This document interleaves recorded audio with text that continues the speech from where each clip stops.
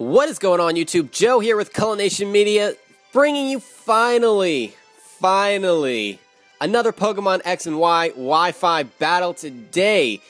Today's Wi-Fi battle is number like 40. I don't even know, it's been so long since I've recorded one of these. Honestly, it's only been like 2 weeks, but still, that feels like forever because I was doing like two a day maybe? Something like that. Anyway, we're finally getting back into Wi-Fi battling. So that is cool. I should be doing one a day, so you should get one Pokemon Y episode, and then sometimes two episodes of just Wi-Fi battles. I am also going to be getting into Battle Spot and maybe doing some live commentary because a couple of people, quite a few of you actually asked me if I was going to be doing that, and I'm like, well, I might as well give it a try. So at least try it for you guys and see if you like it, and we'll mix things up. We'll get some post-commentary, we'll get some live commentary, and yeah, just have a great time. So anyway, let's just get right into this battle here.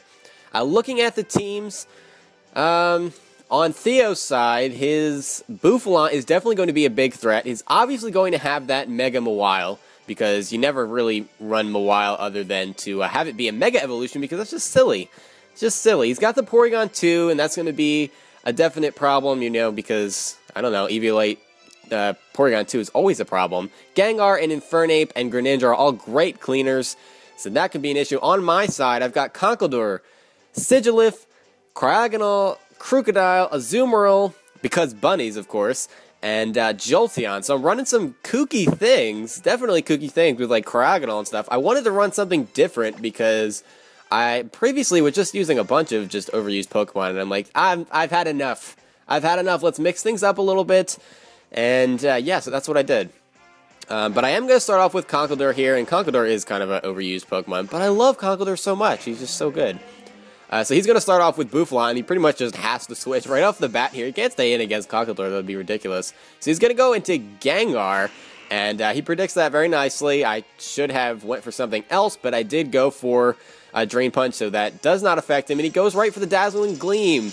I don't know why I thought that he wasn't carrying that, but he is. I go for the Ice Punch. If I had knockoff on this Conkeldurr, I'd be in great shape, and this Ectoplasma Gengar would be dead. But I'm not carrying it. I did make another Conkeldurr right after this battle that does have knockoff, but yeah, I just need to be running that. I really do.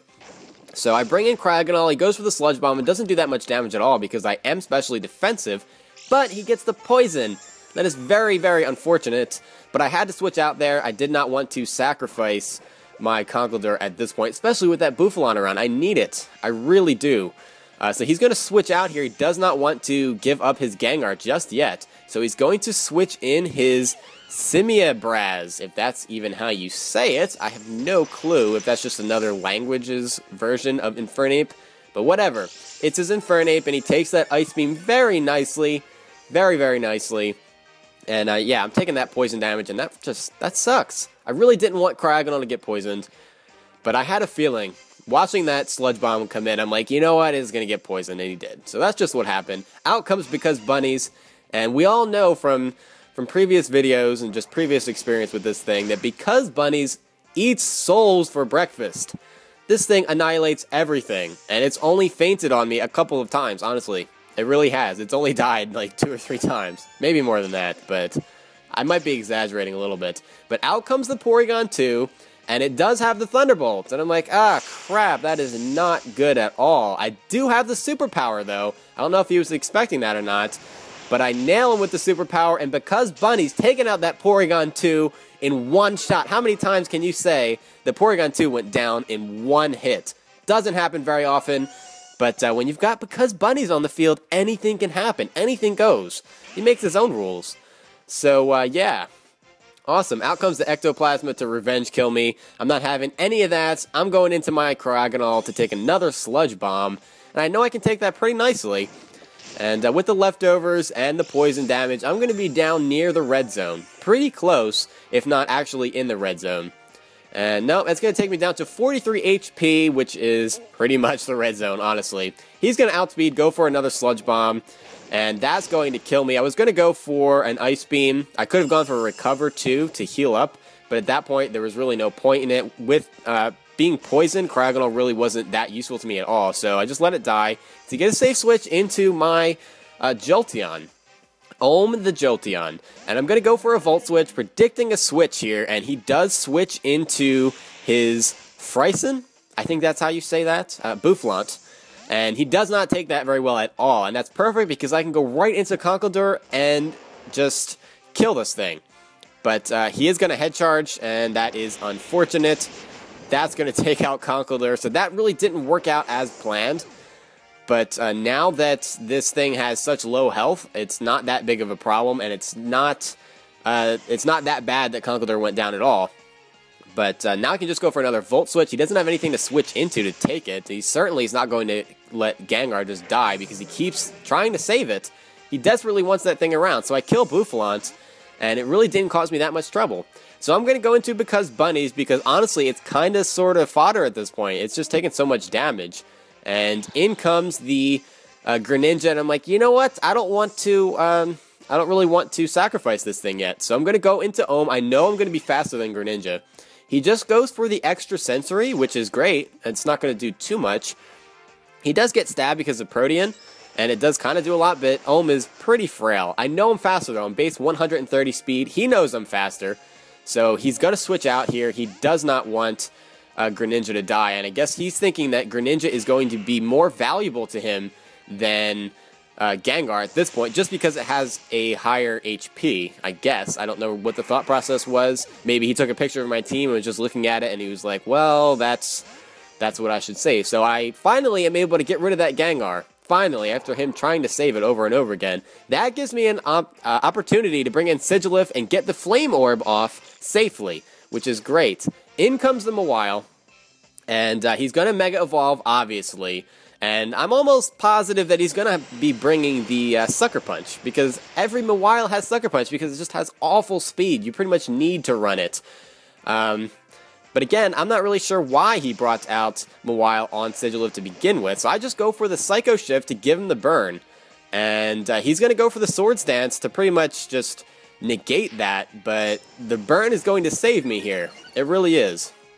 So he's taking that burn damage, which is awesome. Residual damage is great, especially because the only attacking move that I have on this thing is going to be Stored Power. So the point of this set really is to burn things with Psycho Shift, and then start piling up Cosmic Powers, and then go for the Stored Power, because Stored Power's power increases with each stat raise that you have. And then I can just roost off the damage, and things are great. The downside is that I'm completely walled by Dark type, so I will need to switch out if he has one of those. But I don't think he does other than Greninja, and that thing has Protean, so I'm not too worried about it. He goes for the Play Rough, and that does well over half, even with the Cosmic Power up, and that is a definite problem. So I'm going to go for Roost here. And yeah, that damage just shows you how powerful Mega Mawile really is with that huge power. It's crazy. It is absolutely crazy. He's just taking burn damage, so much burn damage that it's crazy. And at this point, I'm like, I can stall you out, and you're going to die from burn damage as long as you don't get a crit.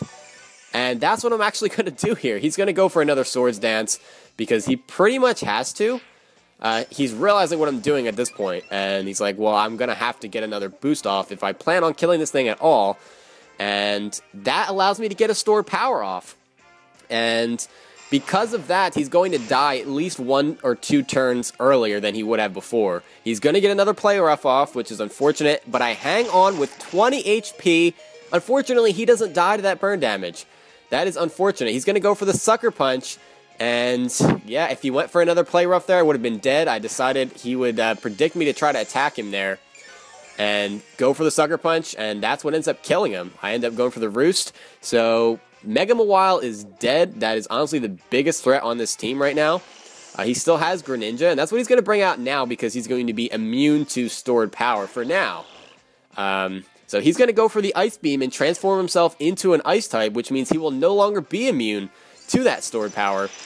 And I thought I might be able to take it, but it is super effective, and Greninja is just so powerful. He really is. He's a powerhouse. This apparently is a Life Orb set, so I'm just going to bring in Ohm. Not that it matters if it's a Life Orb set or not, I just am noticing the Life Orb at this point. He has to switch out again because there's nothing he can do. He's just going to die immediately if he stays in. So I decided to go for a Thunderbolt at this point. There's nothing that he really has that can take this. This is a spec set, by the way. And he brings in Infernape to die. He basically just sacrifices it. Now he has to go back into this Greninja. And the match is pretty much lost at this point. There's not really anything he can do. He has no answer for this Jolteon at all. And I'm going to outspeed, take him out with a Thunderbolt. No chance to survive that. And that was his last Pokemon. So that's pretty much it for that battle. Actually, it was a pretty good battle. Unfortunately, I did not get to bring in my Crocodile, which is unfortunate. I like using Crocodile, so I'll probably use it in some more battles.